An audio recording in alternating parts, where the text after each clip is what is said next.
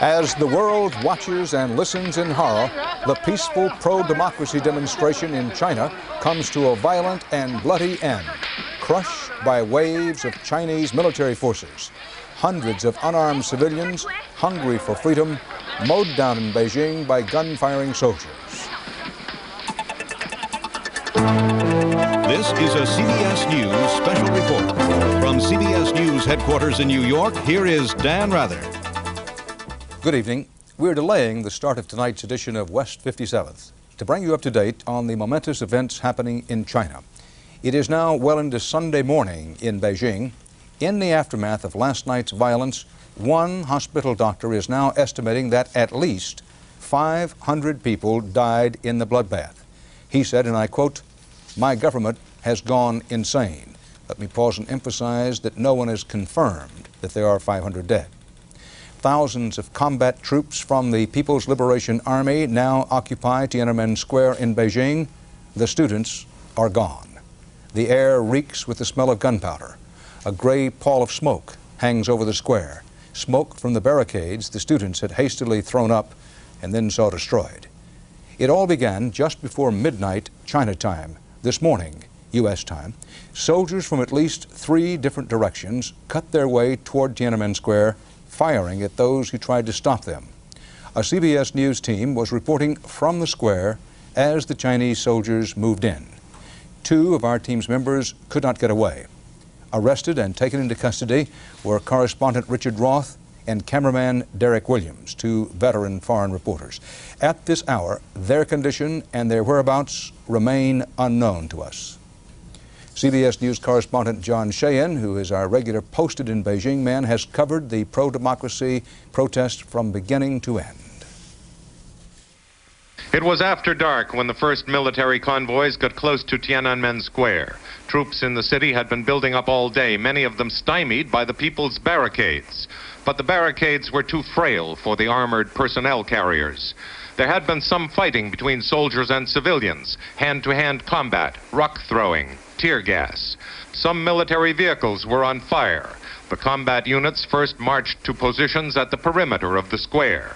The defiant pro-democracy students held their ground. Civilians chased after the troops, throwing rocks, breaking the pavement to get more stones to throw. Many of the people who had been in the square moved out into the nearby streets to join the human barricades. 2 miles west of the square, troops opened fire indiscriminately on a crowd of men, women, and children. People were killed or wounded. An army truck was set ablaze. Each time the gunfire started, people ran only a short distance, then stopped to confront the troops again. There was no panic.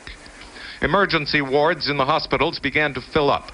The gunfire was a shock to the people, though. For the previous 24 hours, advancing military units had been blocked, surrounded by tens of thousands of civilians.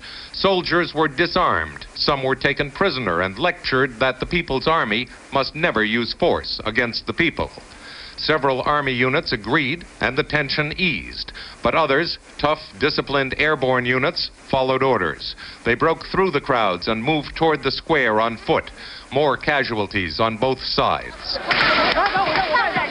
One large military unit, surrounded by Beijing citizens near the Great Hall of the People, negotiated its release by signing an agreement to go back inside the hall and not come out for 48 hours. Paramilitary riot police were not so easy to deal with. They used clubs and electric cattle prods on the people. The police swung their belts, raising painful welts with the heavy buckles. At Zhongnan High, the headquarters of the Communist Party and the government, there was a tense face-off between demonstrators and soldiers. The people thought that, once again, they were winning. They just couldn't foresee the size of the attack force that was poised to the west of the city. 8,000 to 10,000 reinforcements added to the 20,000 troops already near the city center. The soldiers advanced, shooting people down as they went. Finally, the students agreed to leave the square in order to stop the bloodshed, but it was tragically too late. When the massacre was over, the army was in control. An announcer on the Radio Beijing International Service added his protest to the anger felt across the Chinese nation. Radio Beijing English Department deeply mourns those died in the tragic incident and appeals to all its listeners to join our protest for the gross violation of human rights and the most barbarous oppression of the people. Dan, the hardliners Deng Xiaoping and Prime Minister Li Peng made good on their threat to crush students and workers who dared to ask for democratic freedoms. But the cost will be high. The historically fraternal relationship between the people and the army is irreparably ruptured. Deng is assured a place in history as the butcher of Chinese youth. A deep cleft has opened between the citizens and the government. For a long time to come, the handful of party leaders could be the despised ruling the unwilling. Dan? Jack, how does this affect the power struggle? Does this mean the power struggle is now over and the Deng Xiaoping hardline faction has won, or does that struggle continue at the top?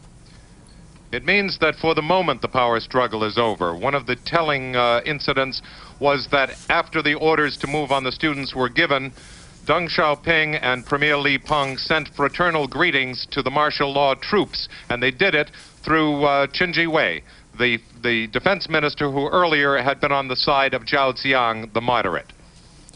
Jack Sheehan in Beijing. Thanks.